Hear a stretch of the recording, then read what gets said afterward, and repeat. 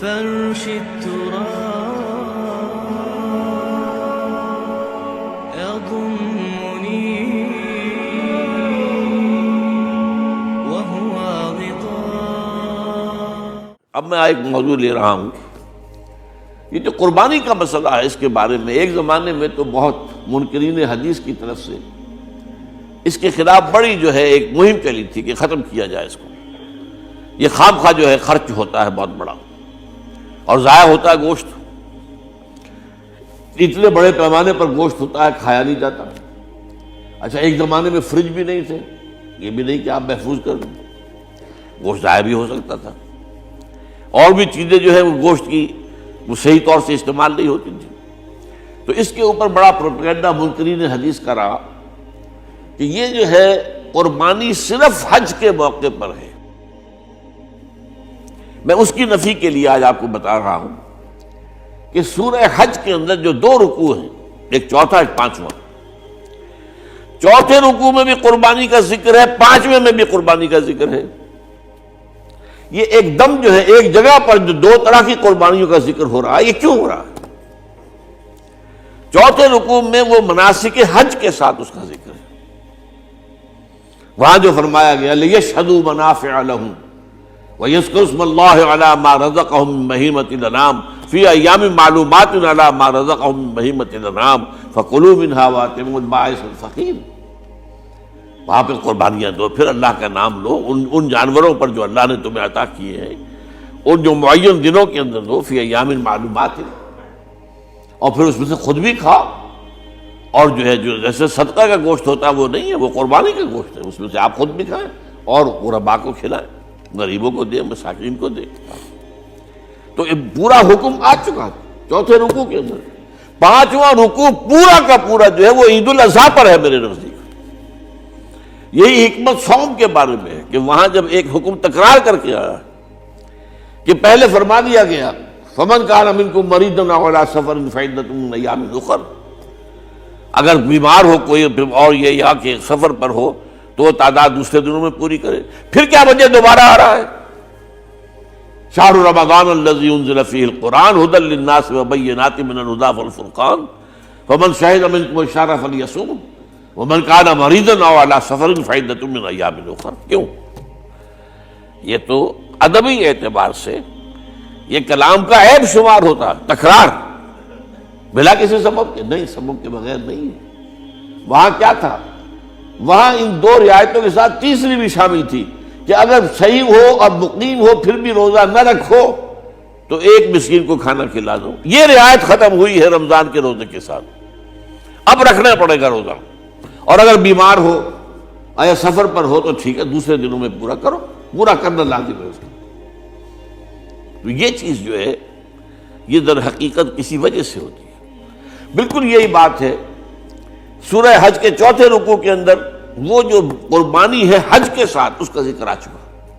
اب سنیے یہ جو آ رہا ہے، فرمایا وَلِكُلِّ أُمَّةٍ جَعَلْنَا مَنْسَكًا، ہر امت پر ہم نے ایک جو ہے قربانی کا معاملہ نازل وہ جو ہے فرض کیا ہے. میں نے چونکہ آج شروع میں کہا تھا کہ صوم اور حج میں کچھ مشابہتیں ہیں. دیکھیے صوم کا حکم بھی آیا تھا تو کس طور سے آیا تھا؟ یا ایھا الذین آمنوا کتب علیکم الصیام کما کتب علی الذین من قبلکم لعلکم تتقون. اہل ایمان تم پر روزہ رکھنا فرض کیا گیا جیسے کہ فرض کیا گیا تھا ان پر جو تم سے پہلے تھے.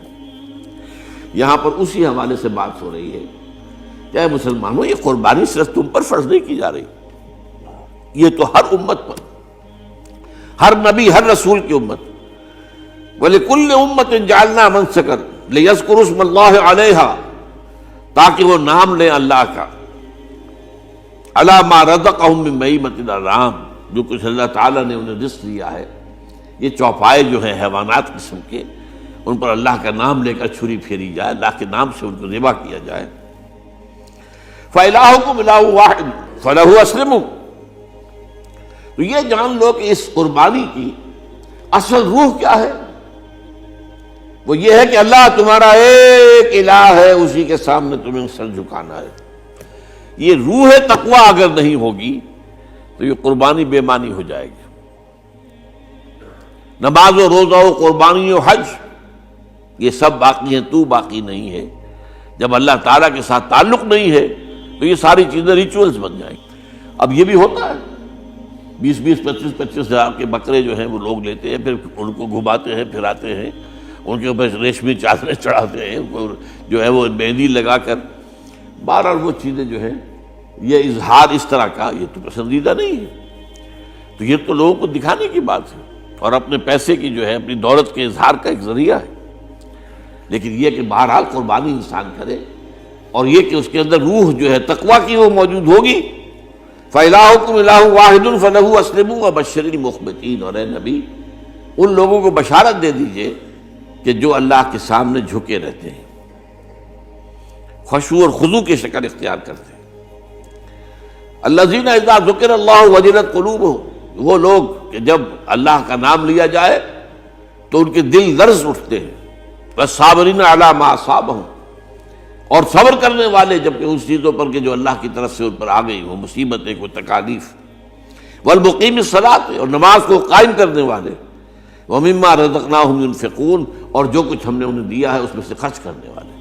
یہ ایک نظام ہے پورا کا پورا جو اس آیت میں بیان کر دیا گیا، اس کا ایک جز جو ہے وہ یہ بھی ہے وَلِكُلِّ أُمَّةٍ جَعَلْنَا مَنسَكًا، یہ قربانی کا معاملہ جو ہے یہ بھی ہم نے ہر امت کے اوپر فرض کیا، ہر امت جو ہے اس کے اوپر لازم کیا گیا، اور اے مسلمانوں آج تم پر بھی لازم کیا جا رہا ہے۔